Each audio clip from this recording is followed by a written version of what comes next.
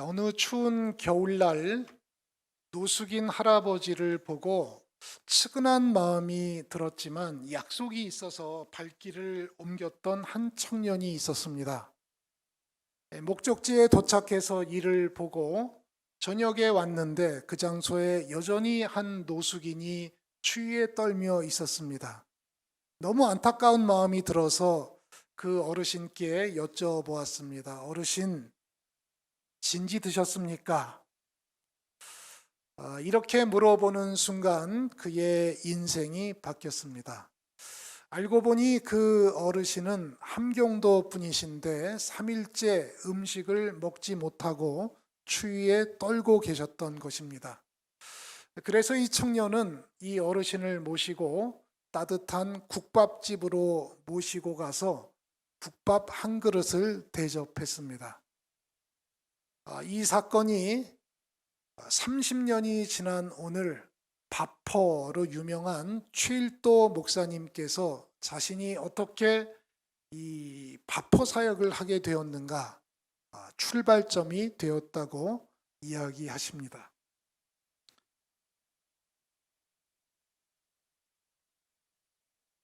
제가 오래전에 이 바퍼 사역에 봉사하러 간 적이 있는데 무료로 밥을 나눠주는 것이 아니었습니다.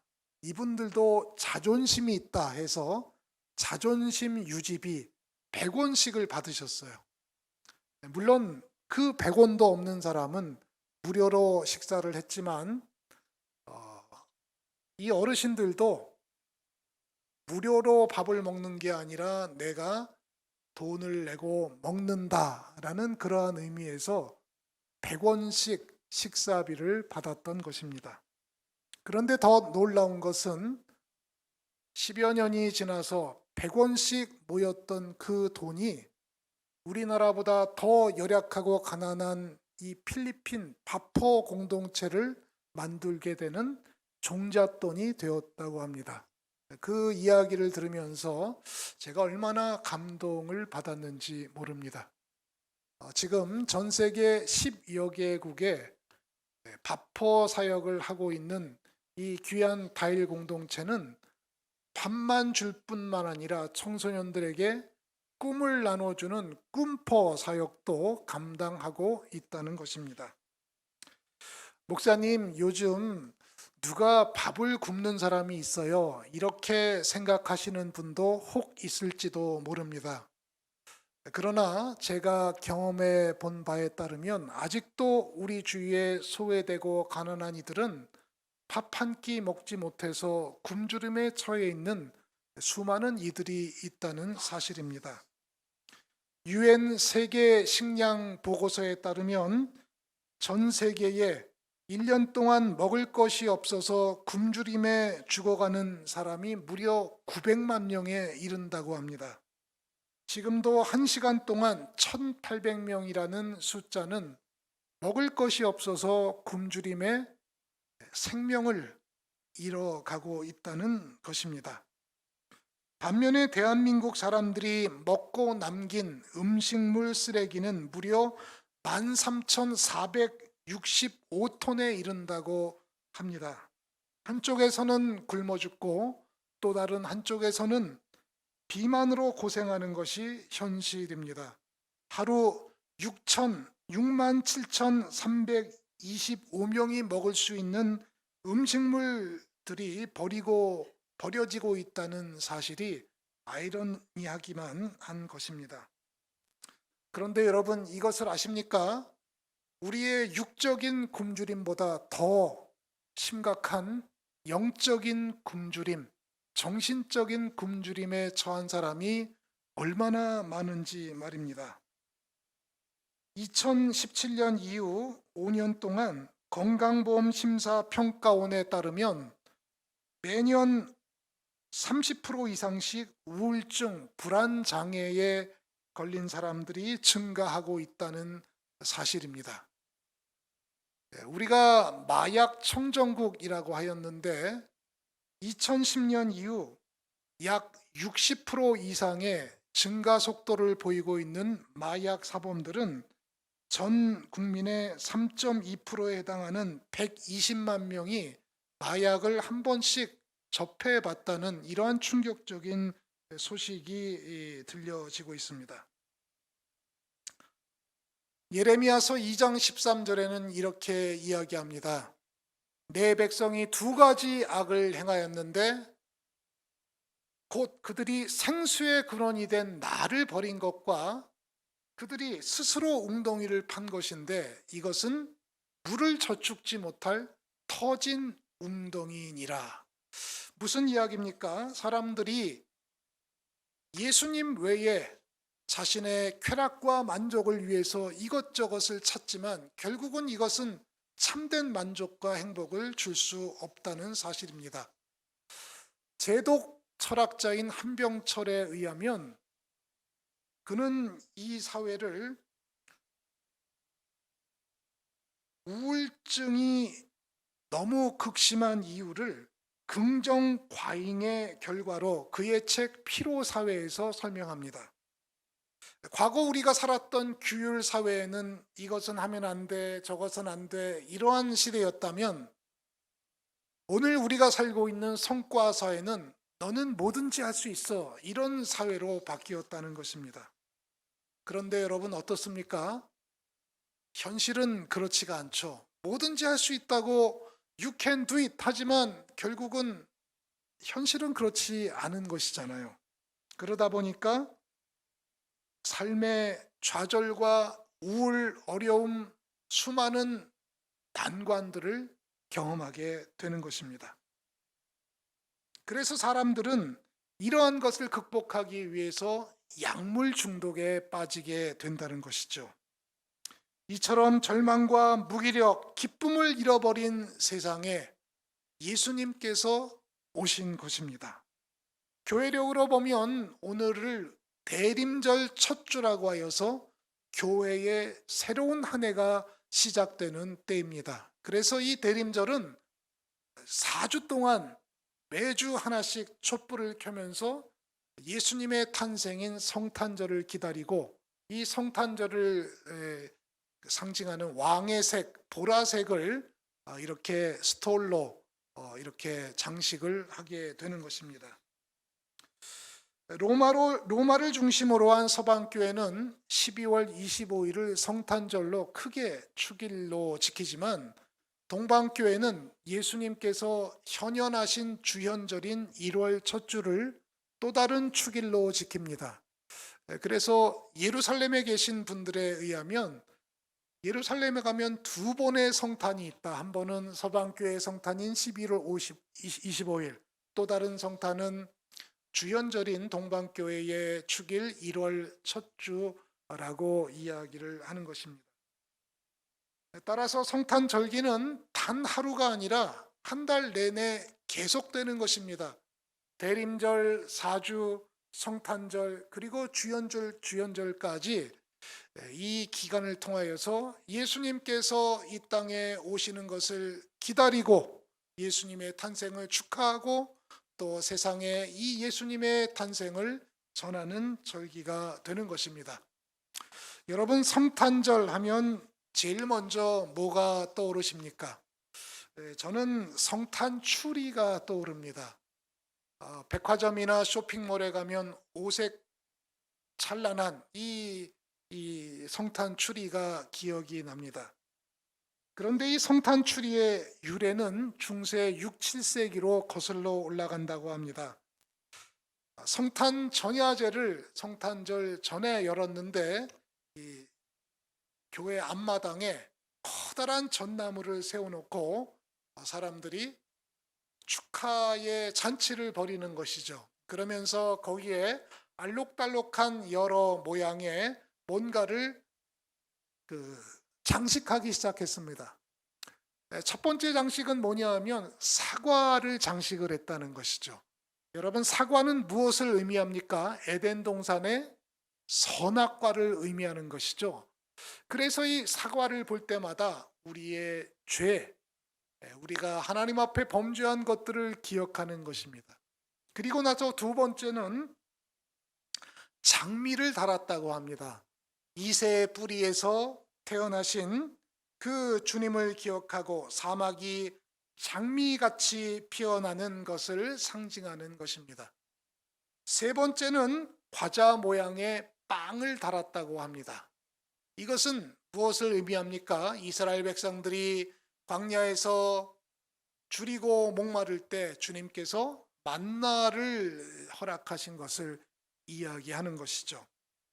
우리가 매월 첫 주에 이렇게 성찬식을 드리는데 이 성찬식은 영적으로 육적으로 갈급하고 줄인 영혼에게 생명의 빵을 주시는 예수님을 기억한다는 의미가 있는 것입니다. 그래서 이렇게 세 가지 장식을 하고 맨 마지막에는 촛불 모양의 장식을 다는 것입니다. 이 촛불은 어두움 가운데 빛으로 오신 예수님을 상징하는 것입니다. 정리를 해볼까요? 제일 먼저 뭐를 단다고요? 사과, 선악과를 상징하는 사과. 두 번째는 장미, 예수님께서 이 땅에 사막과 같이 황량한 이 땅에 소망을 주기 위해서 오셨다. 세 번째는 과자, 빵 모양의 과자, 예수님께서 우리에게 먹거리가 되어 주셨다는 것이죠. 마지막은 초입니다. 초. 이렇게 네 가지 장식을 달면서 성탄 추리를 볼 때마다 예수님께서 이러한 의미로 이 땅에 오신 거구나 우리가 기억을 하게 되는 것입니다. 비록 이러한 성탄 추리는 백화점이나 쇼핑몰의 휘황찬란한 것에 비교할 수는 없겠지만 이 대림절에 성탄절에 주연절에 진정한 주인으로 오신 예수님을 기억할 수 있는 상징적 의미를 담고 있는 것입니다. 대림절하면 또 중요한 주제가 하나 있습니다. 바로 기다림입니다. 누군가를 기다리고 무엇인가를 기다리는 것이죠. 저는 이 기다림을 생각할 때 한 영화가 떠오릅니다. 오래전에 보았던 독립 영화인데 송환이라는 영화입니다. 썬더스 국제영화제에서 큰 상을 받았던 영화인데 저예산으로 만들어져서 많은 사람들이 잘 알지 못하는 영화입니다. 이 영화의 주인공은 북한에서 난파된 난파 간첩들입니다. 무려 10여 년 동안 이 난파 간첩들을 취재한 김동완이라는 감독은 다큐멘터리 감독입니다. 처음에는 이 사람들에 대한 호기심 혹은 또한 관심에서 비롯된 이 필름이 10년 동안 축적되면서 이것을 영화로 만든 것이죠. 이들은 1950년, 60년대 냉전 시대에 북에서 남쪽으로 난파된 간첩들입니다. 당시 우리 정부에서는 이들의 사상을 전향시키려고 여러 회유와 협박을 했지만 이들 중 몇몇 사람들은 끝까지 자신의 신념을 지키기 위해서 또 사상적으로 전향하지 않은 사람들이에요. 그래서 무려 30년 동안 독방에 갇히면서 오랫동안 장기수 생활을 한 사람들입니다. 그들의 신념과 그들의 사상이 어떤지를 떠나서 한 인간이 한평 남짓된 이 독방에서 30여 년을 지냈다는 생각을 하니 가슴이 미어졌습니다. 그런데 문민정부 시절에 이들을 조건 없이 북으로 송환하는 일이 벌어졌습니다. 대한민국에 남고 싶은 사람들은 남고 가족이 있는 북으로 가고 싶다는 사람들은 조건 없이 60여 명 정도를 송환해 준 것이죠. 그래서 그 영화 제목이 송환입니다. 한참 남북교류가 활발하게 이뤄졌을 당시 이 김동완이라는 분이 북에 가서 30년 만에 고향에 가서 가족들을 만난 그들의 이야기를 필름에 담은 이야기입니다. 30년 만에 가족을 본 그들의 감격, 또 그들의 기쁨, 그들의 또 슬픔, 이 모든 양가의 감정들이 느껴지는 그러한 작품들이었습니다. 수험생과 구직자들은 합격 통보를 기다립니다. 학생들은 방학을 기다리고 군인들은 제대할 날만을 기다립니다. 직장인들은 주말 그리고 휴가를 기다립니다. 연인들은 사랑하는 사람을 만날 것을 기다리고 결혼을 약속한 이들은 결혼식을 기다립니다. 신혼부부는 새 생명의 잉태를 기다리고 임산부는 출산을 기다립니다. 아마 지금 이 시간에 축도 시간을 기다리는 분도 혹 있을지도 모릅니다. 이처럼 인생은 기다림의 연속입니다. 그러한 측면에서 대강절은 죄와 허물로 죽은 우리에게 새 생명을 주기 위해 오신 예수님을 기다리는 기다림의 절기가 되는 것입니다. 그렇다면 여러분, 우리는 어떻게 예수님을 기다려야 할까요? 오늘 본문 누가복음 12장으로 돌아와 보겠습니다. 깨어 준비하고 있어라. 이렇게 예수님은 우리에게 교훈하고 있는 것입니다. 주인이 혼인집에서 돌아와 문을 두드립니다. 그때 하인들은 벌떡 일어나서 문을 열어주고 주인을 환대해야 되는데 너무 밤늦은 시간이라 낮에 육체 노동을 하느라 피곤했던 몸 때문에 깜빡 졸아서 주인을 맞아들이지 못한다면 어떤 일이 일어날까요? 아마 주인에게 큰 혼쭐함을 듣겠죠. 우리의 인생도 마찬가지라는 것입니다. 주님께서 언제 오실지 모르기 때문에 늘 깨어서 기다려라. 바로 이것이 오늘 본문의 주된 메시지입니다. 예수님께서는 초림하실 때는 동방박사와 많은 사람들이 알고 예수님을 환대했지만, 경배했지만 예수님께서 재림하실 그날은 아무도 알 수 없다는 것입니다. 그렇기 때문에 지혜로운 종처럼 깨어서 준비하는 그러한 경성함이 필요하다는 것입니다. 아마 여러분들은 조금 의아해 하실 수가 있을 것입니다. 무슨 결혼을 밤 늦도록 하나? 우리 관습에서는 주로 주말이나 낮 시간에 이렇게 교회, 결혼식장, 성당 등에서 하지 않습니까? 이것이 우리의 문화요 관습입니다. 제가 오래전에 한번 평일 저녁 때 결혼식을 하는 곳에 가봤는데 조금 낯설기도 했습니다. 그런데 얘기를 들어보니까 평일 저녁에는 결혼식장이 텅텅 비기 때문에 아주 저렴한 가격에 할 수 있다는 그런 장점도 있다는 이야기를 들었습니다. 그런데 유대인들은 왜 혼인을 저녁에 할까요? 저도 여기에 의문이 들었습니다. 그런데 오래전에 제가 예수님의 비유라는 수업을 들은 적이 있었는데 그때 팔레스타인에서 유학을 온 친구가 하나 있었어요. 그러면서 자신들의 결혼 풍습을 쭉 설명해 주는데 이해가 갔습니다. 지금도 중동이나 팔레스타인 지방은 낮에 무척이나 덥다는 것입니다. 그렇기 때문에 모든 잔치나 행사들을 조금 선선해진 6시 이후에 한다는 것이죠. 아마 여러분도 그런 이야기를 들었을 것입니다. 이렇게 그 낮 시간에 취침을 하는 그런 오침 시간 같은 것들이 심지어 관공서에 있다, 이런 얘기를 아마 들은 적이 있을 것입니다.